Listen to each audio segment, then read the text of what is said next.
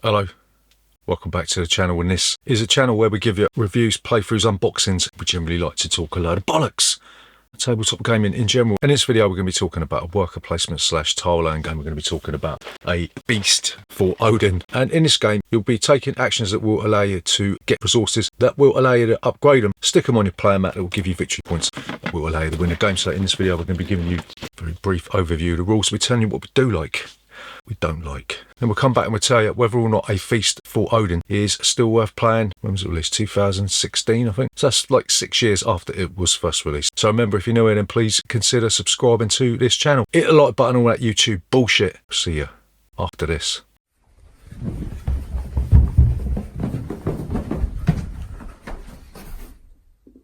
Bollocks. So, Feast for Odin. How'd you play this game? So, like most of these beastly, huge, massive games, we're not going to give you a comprehensive overview of the rules because that would just be bloody stupid, wouldn't it? We're just going to give you a flavour of what this game is all about, right? So there's a certain amount of phases in this game. Thankfully, they've given you a separate player board so you can track your progress through the myriad of phases, right? Phase 1 of this game will see you get an extra worker because this is essentially a worker placement game. You'll take the worker from the leftmost space of the dining table and you'll chuck it in the place on your player board called the thing. Phase 2, you'll get some free shit. This will consist of food. Depending on what round you're in, you'll get a different variety of free grub. Next thing you're going to do, you're going to flip over an exploration board. These are the small boards that you can claim that will allow you to place your little tetramino tiles on distant lands. You might want to get hold of the Shetland Islands, right? No, not the Shetland Islands, the Shetland Islands. You might want to go to the Faroe Islands. You might want to dip your toe in the water of Newfoundland and all that stuff. So grab your canoe and go up Shit Creek. Right,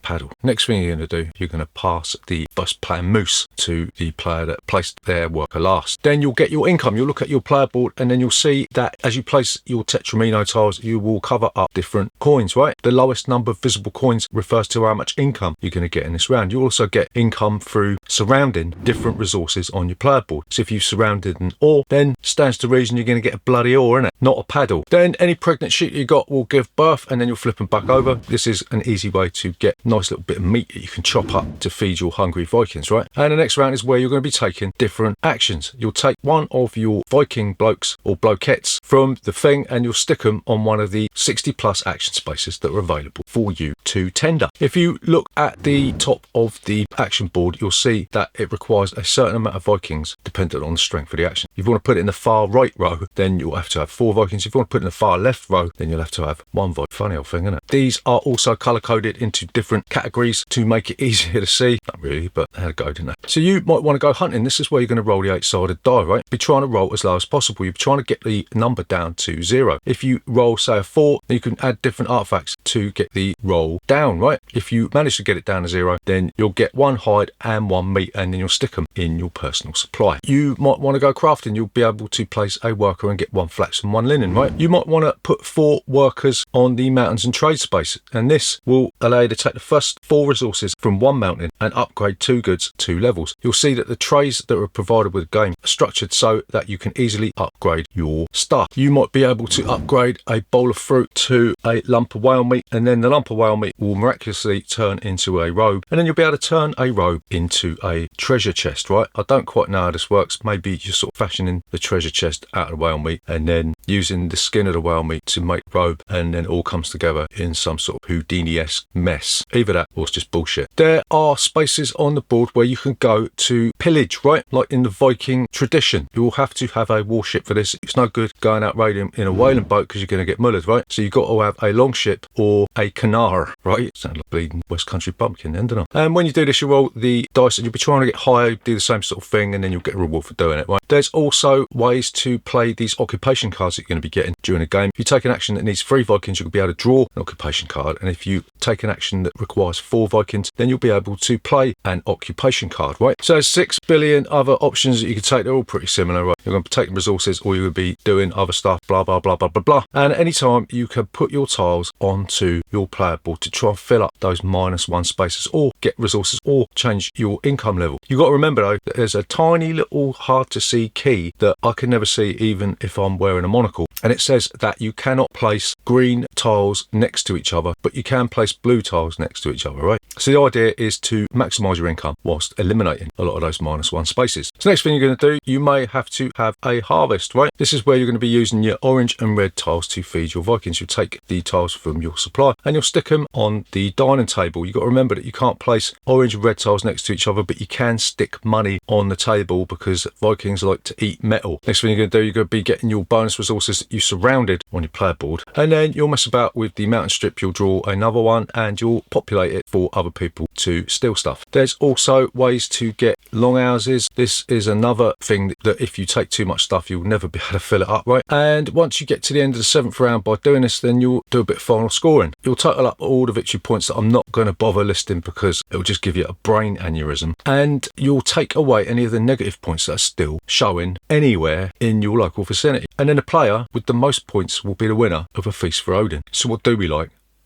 but a feast for Odin?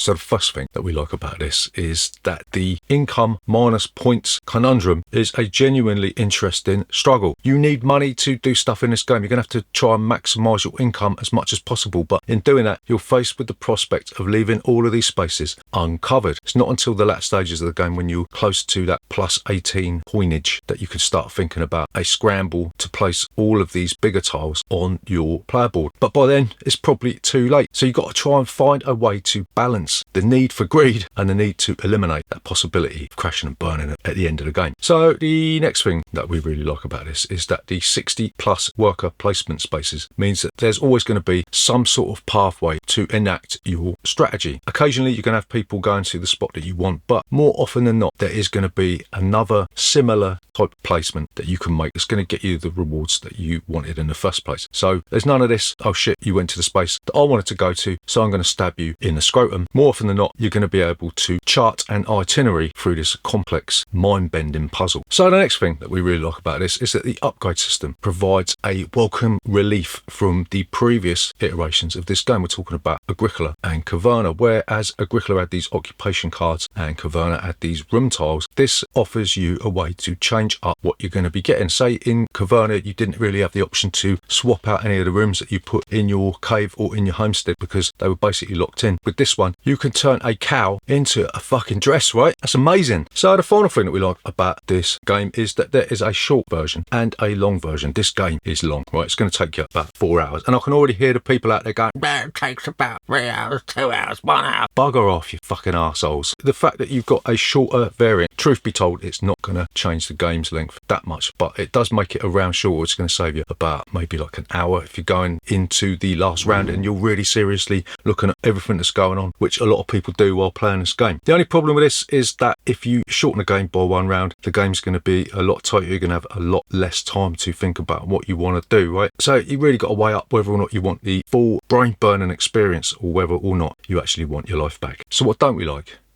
about a feast for Odin?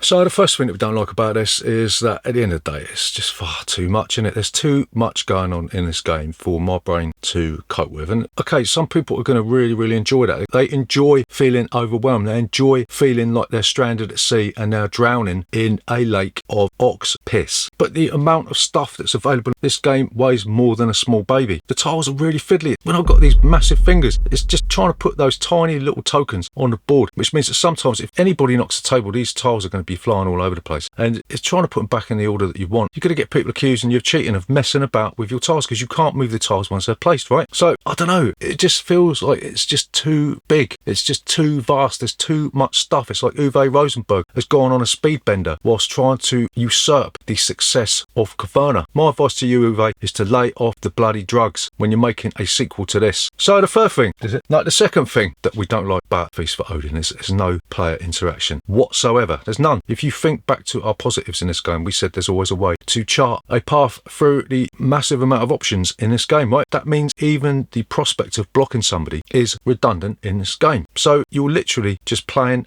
the game by yourself. And I think a lot of people have twigged onto this, and it is regarded as one of the better solo games out there. So if you're playing with 4 players, basically you're just going to spend 3/4 of the time doing absolutely bugger all. And if you want to waste your life force away on doing nothing, either get a managerial job or play A Feast for Odin. So the third thing that we don't like about A Feast for Odin is that it's so big that some of the features of the game just seem to have holes in. If you think about the faraway land boards, right, it's going to be a gamble taking these because it's hard enough filling up your own farmstead. So that feature may be largely forgotten. Yeah, there's going to be people out there that's going to go and I'll go for them all the time. But if more than one person goes for them, there's no chance that you're all going to be able to fill them up. Similarly, if you go for the construction aspect, you're going to have to ditch some of the other features, right? It just seems that there's just too much in this game for it to all come together for you to get a taste of everything in each game, right? So if this was a film, there'd be loads and loads of plot holes that would beg you to ask questions once you finish watching it. So the final thing that we don't like about this game, and it's not about the game per se, it's about the hypocrisy surrounding the theme. If you've watched our recent review about the Viticulture World expansion, you'll know that we mentioned a controversy surrounding that game, right? There was a few people on the internet that will remain unnamed that took issue with a couple of the cards that were included in the game based on their cultural heritage, right? And these same people then proceeded to say that this game, Feast for Odin, was their favourite game of all time, right? So it's not okay for the conquistadors to go into South America and tear shit up over there, but it's perfectly okay for the Danes to invade Northumberland and East Anglia, kill loads of people in England, and then walk away scot-free, right? Do I blame the Danes for that? No, I don't. That would just be stupid. Am I calling for this game to have the pillaging aspect removed? No, I'm not. That would just be stupid, wouldn't it? But the hypocrisy that certain people have in their brains about board games sort of just sours the whole experience for me, and I think it would be best if I just forgot about it, wouldn't it? So to summarise, is A Feast for Odin worth your time and bother